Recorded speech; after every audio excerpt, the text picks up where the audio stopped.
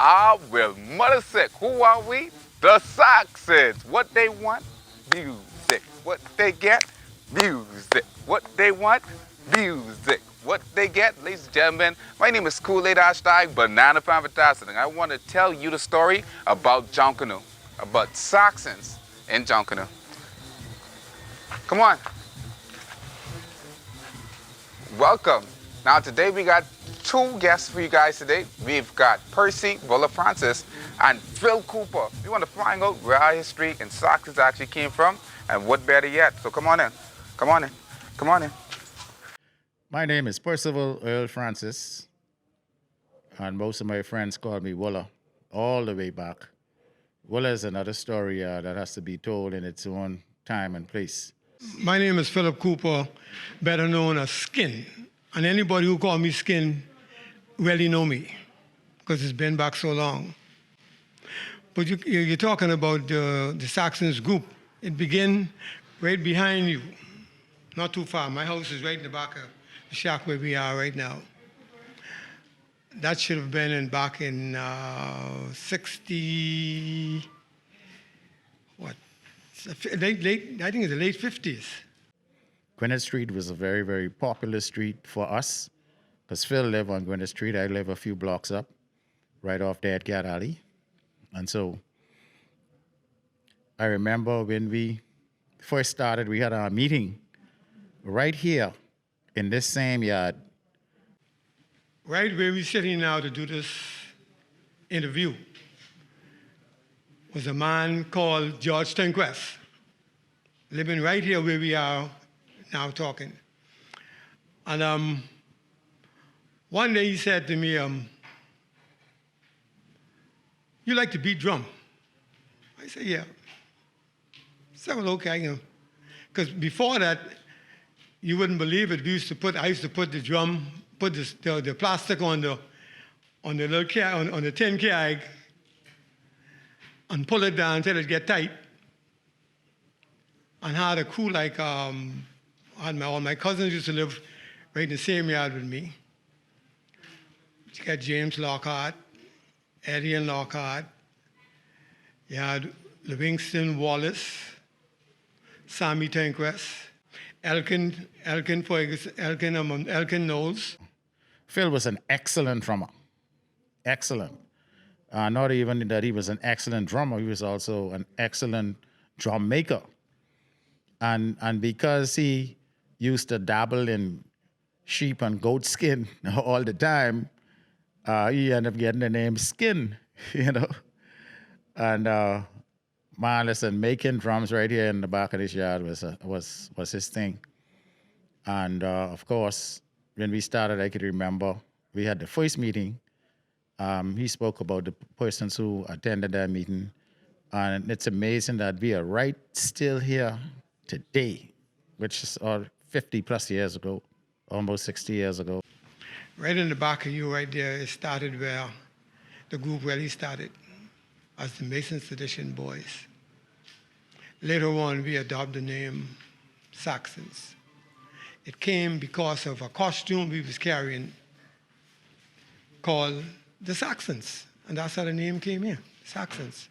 But before all of that happened was my brother and I were getting a group together, but 10 or 15 of us, and I can't remember what the team name was, something to do with Mexicans. The Mexican Fiesta. I could remember Phil and those teaching me how to pace and how to cut paper and all that. That was all new to me. I know what saw fingers is from machetes. I know what saw fingers is from sail, needle, and cord, because that is exactly what we used to make our costumes out of cardboard, and you sew them together. This new thing about contact cement was never, ever in the making. And I remember his brother Connie, right there in the back room here of his house in the bedroom. Connie would be there, man, and he'll be stitching and cutting and sewing, and he say, well, let's sew these. I want you to sew these up for me. And I began to, with my creative ability, I blended right in with him, and he and I just made all the hats for the whole entire group, you know?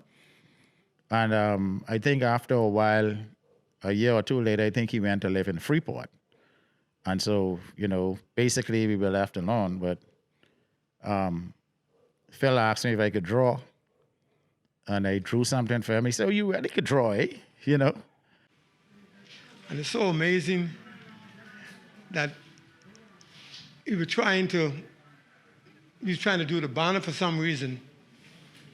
And we were sitting under the tree, not too far from this spot, but a couple of feet away on the corner there. And we was trying to do the banner to go along with this, because today you need a banner, otherwise. At this time, you really didn't need a banner, but a banner was always ahead of the group. That's to represent who you are. And we wanted to do the holly leaf, what they call now is the ponchettas. That's what the banner was supposed to look like.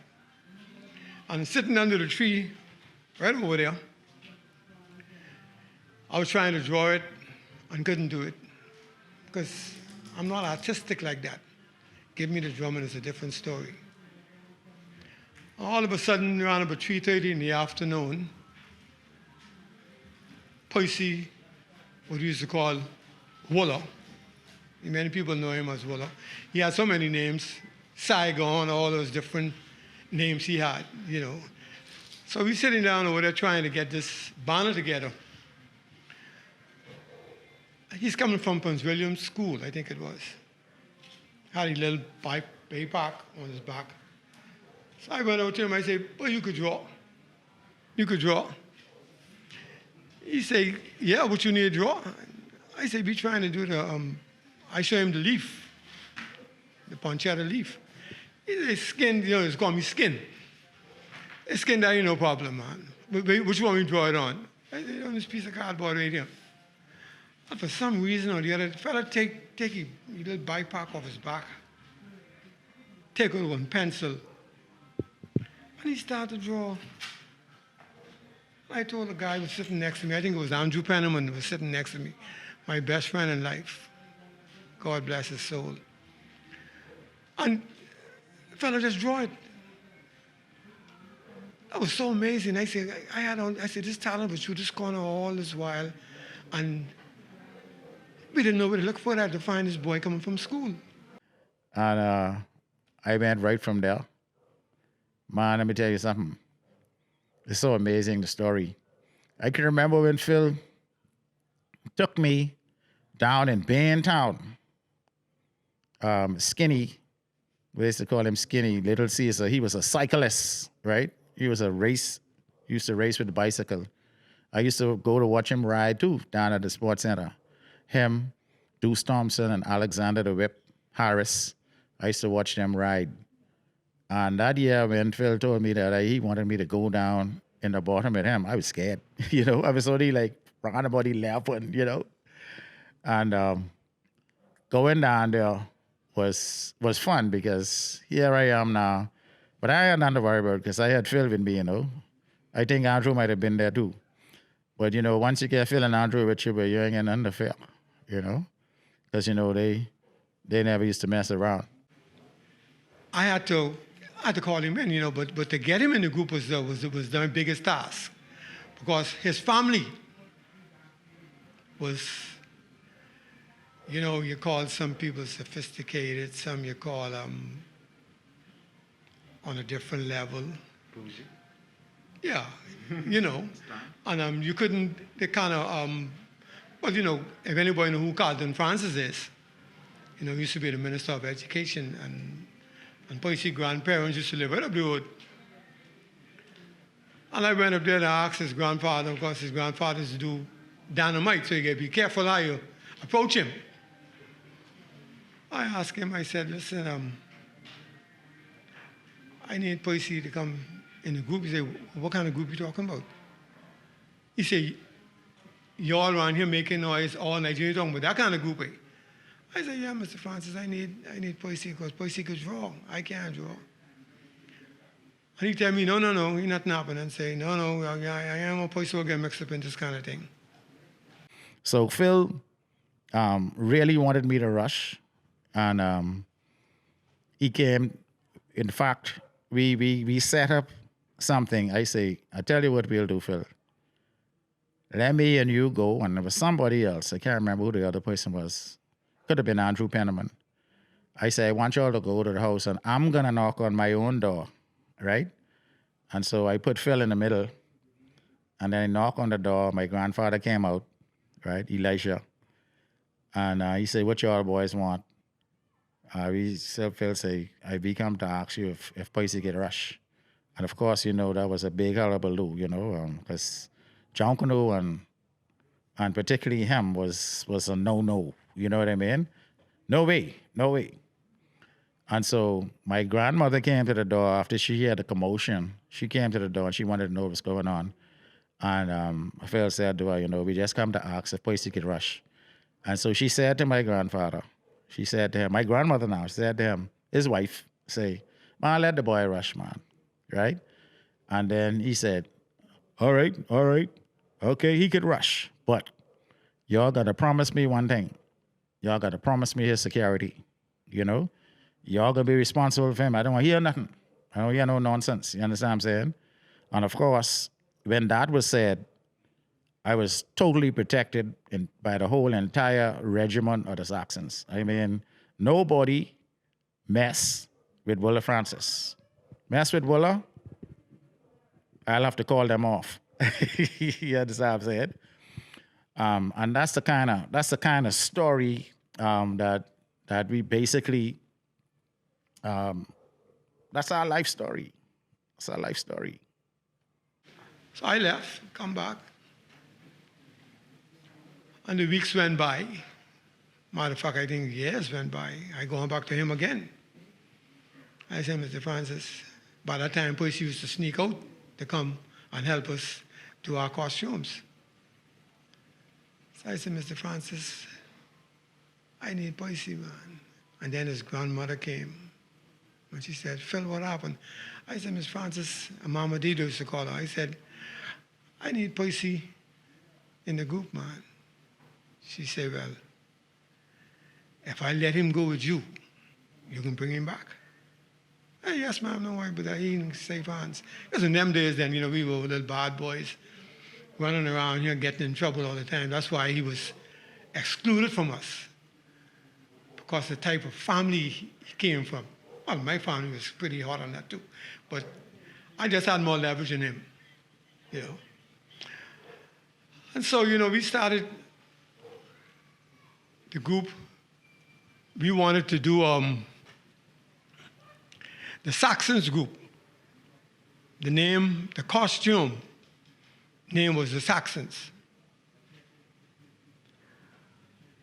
So we went up in West Street, I think it was. And there was these guys from Punch Bowl, I think it's called was. Punch Bowl. Guy name was Charles. Let's call him Liberty anyhow. And when he said his name was Liberty, that rang a bell to me. Because if I remember good, back in the days, the Liberty was one of them Saxons bad boys. So he said, "Phil, what y'all doing, man?" I said, "We trying to get this group together, this Saxon thing." He said, "Well, I tell you what, I can make you a hat of the Saxons." And he made the hat. I came back with it. I showed it to Vola.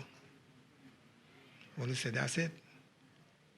From here on in, we are the Saxons." I think it was 62 when we did the Mexican Fiesta. Oh, that was a really nice costume. Small group, 30, maybe 35, 40 guys, the most.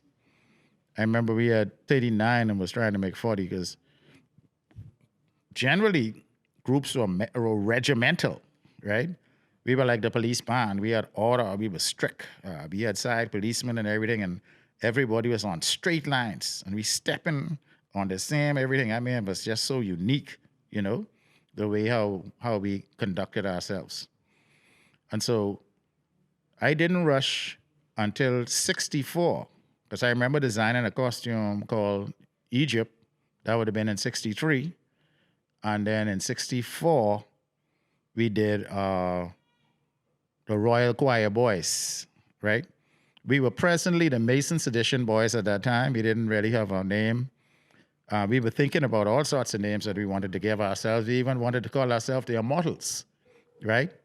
But when I thought about the name Immortal, I realized that immortal belongs to God. I mean, we are not immortals. We are just mere mortals. And so we say no. That name would have been too far out for us. But I know somebody now, a group call themselves that, but I didn't want to take that kind of chance. But anyway, like I say, we were the Masons Edition Boys, and everybody from this neighborhood came out. We were talking about Bunks Roll, who live in the back on Shady Tree Lane, which is just off Burial, off McCullough, right? And we used to be up in the back there in his yard at one point, and he would mix this big old batch of flour pop. He'd put the tub, the number 3 tub, full of water on the fire, build a fire in the yard, and boil the flour and everything and mix and mix and mix and mix. And do you believe that tin tub of flour pop would have been able to pace the whole group? And so, a lot of guys couldn't pace. So we took the time out, especially Phil. I mean, Phil used to just pace crazy. Eddie and Lockett, his cousin, and Jay Lockett, his cousin, and all of us, and he teach me how to pace. And we used to pace everything, because fellas couldn't pace. I remember we used to do the shingle. That didn't look too good. But we used to do shingle if we running late or we short a paper or whatever the case may be. But we went in the big Bunks Roll yard, and Bunks was a big-time drummer too, like Phil, Man, we had some drummers come from around here. And I could remember full well when we did this, a type of an Uncle Sam thing with the candy stripe, red and white, that New Year's morning. I couldn't rush. I watched that.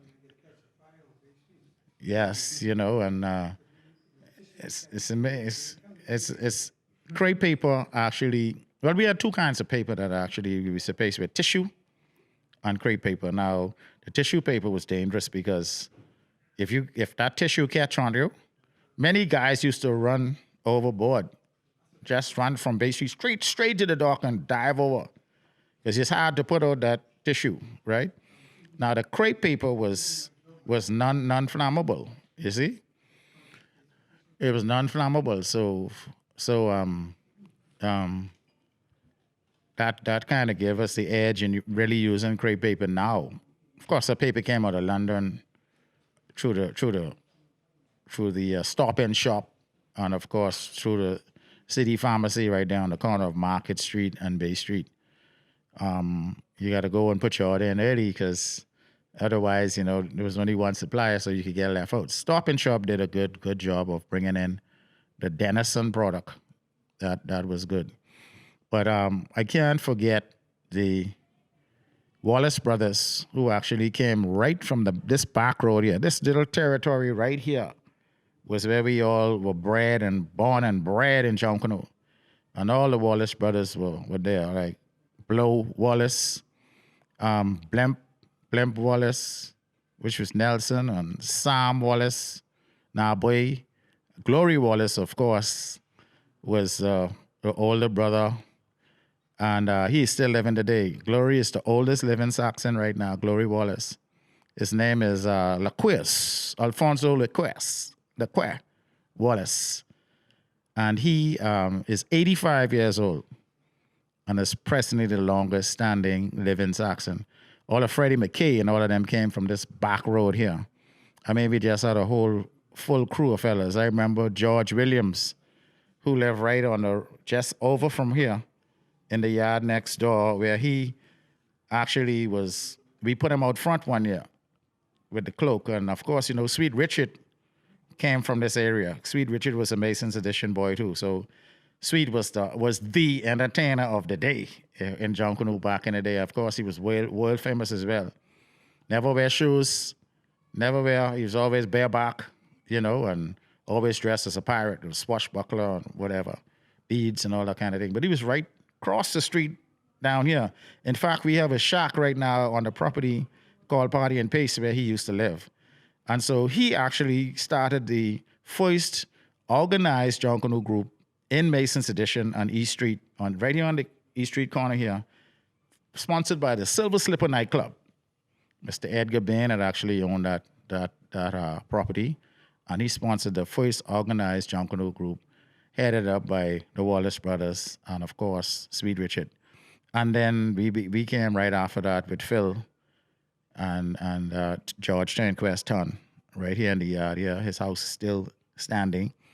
They are all gone now, but memories are still linger.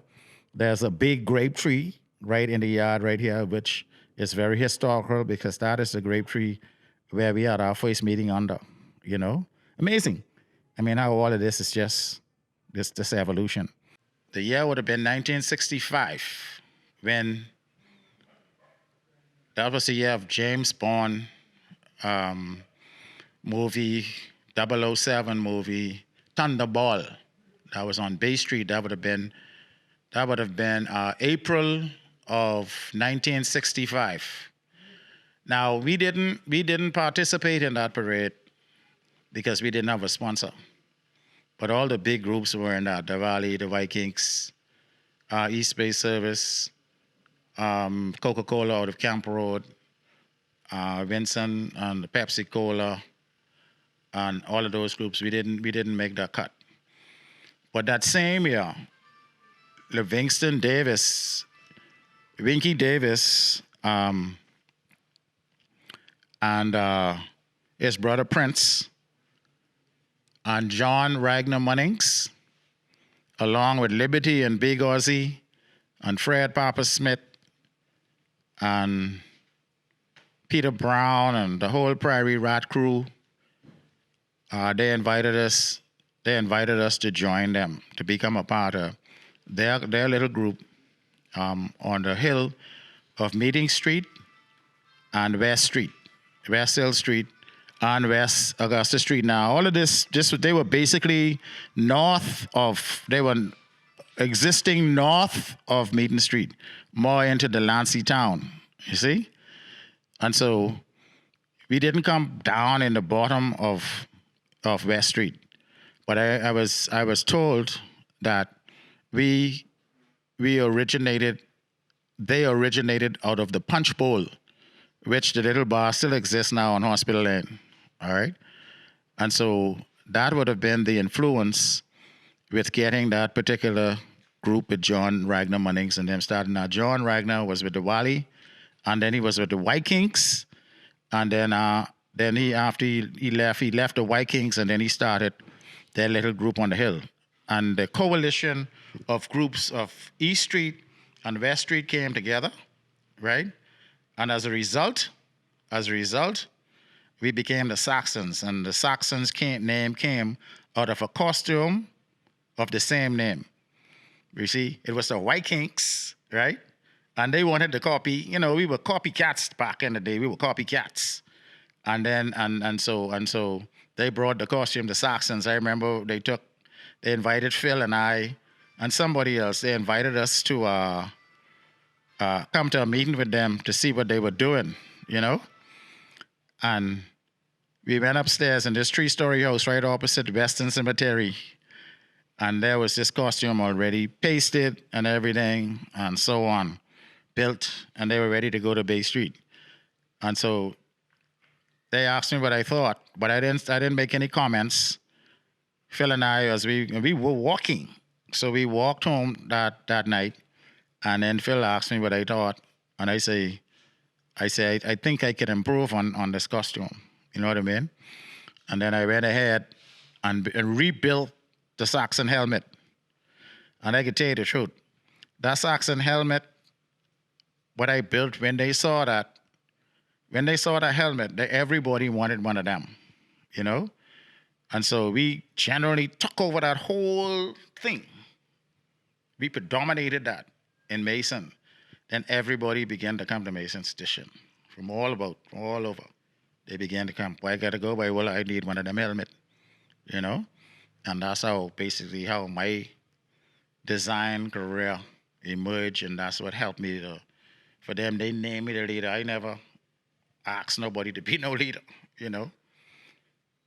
They just looked at me as a leader, and so yes, that's how we got the name Saxons, from a costume of the same name. I always did like the drum because what really happened was my father was a piano tuner. And every time he tuned in pianos, he used to call me to beat drum on the door. One year, a guy named Caesar, lived in Baintown, he heard me beat drum before. I already had my group, and he said, Phil, man, he wasting talent, man. I said, he's a good drummer, so I need you to come down in the bottom, it's called it the bottom, to rush with us.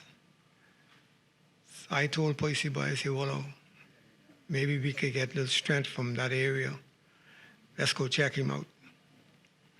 I went there that night, that evening, and Percy tell me, he said, now, Phil, I only 11 years old. He say, I can get beaten if son come and I home, I in trouble. So I had to dash back and bring him home. I had him on the back of my bicycle. I had to bring him, carry him back home. And we rushed with the Korean guards. I don't think Percy never rushed with them. The only group, matter of fact, the only group I know Percy ever rushed for was the Saxons. And, it went on and went on and went on, and we just keep going to Bay Street, getting disappointed all the time. And I always had faith in this young man, Percy, because I saw something in him that, ain't many other people could have seen.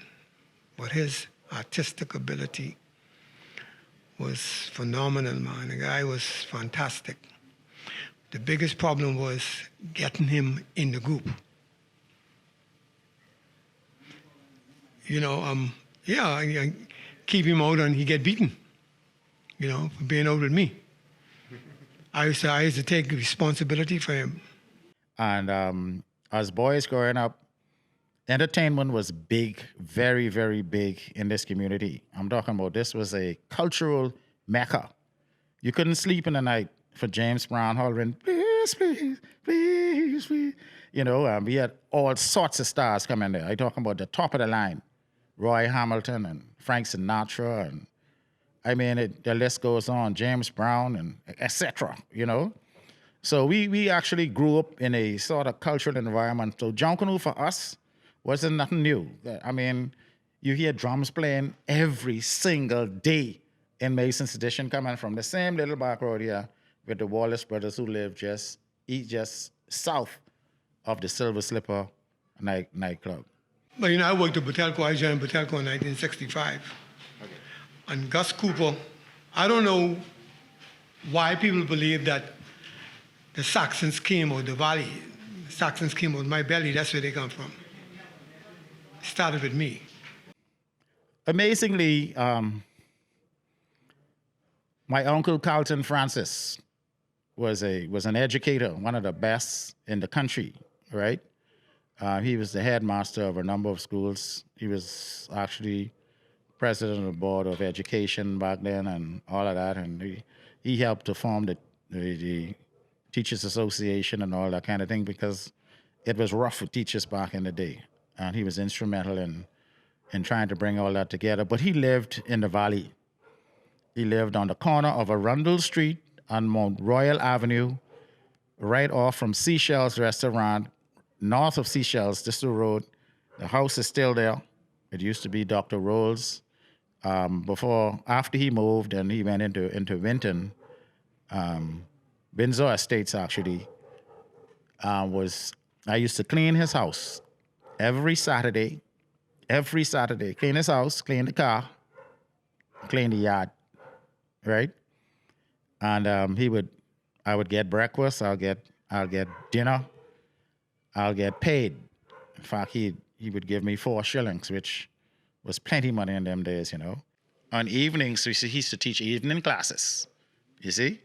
So I'll go to him like twice a week, evening classes, and he'd teach me composition, English, and so on, maths, and so on. So I was constantly in that area of the valley, because right across the street from him was a place called the Pirates Den, and that's where Sweet Richard used to perform, in the Pirates Den. But after that closed down, Kingsley, Kingsley's guest house or whatever the case may be, the owners actually gave Gus that particular space for a Wally Shack, you see?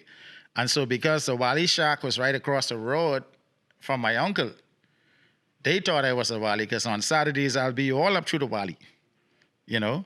In fact, I went to Sutton Junior and Senior School, which is right across down at the end of Centerville next to Wolf Road. And so my uncle was also the headmaster of that school. So even some of the teachers actually live in the Valley area. So I was always up in there. So that's why they thought that I was a Valley boy and I came from the Valley. One day we got a call from the office that, matter of fact, my cousin, Gus' daddy name was Hubert, and we got a call in from the house that the phone wasn't working, and I had to go over there, and Gus wouldn't let me come to come in the house. He said, "Cuz, why you don't stop wasting time trying to beat me, man?" You know, I said, "I tell you what," I said, "the person who can beat you, I just found him, named Percy Francis. Vola. That's the one who can beat you." And it was so, so amazing, Percy was so good at what he do, man. Serious. So I came back from over there, and, my cousin Gus was trying to get me to rush with the Wally. Let me say, wasting time over here with these boys, only wasting talent. And say, as good as you is, because you don't need to be with them. I said, but wait a minute. I born there. You born on the other side. And the reason for that is because in days gone by, I don't know if you know where Collins Wall is, that separated us. So the people on the eastern side of the island believed that they had a leverage on people on this side because it was more over the hill, as to speak. And they were more sophisticated than us. That's why my cousin Gus said to me, "Why don't you stop wasting time?" I said, "Because I'm born a Methodist man. We got the Saxons, and I can let Vola can beat you. Matter of fact, with my help, we can beat you together." And that became a task,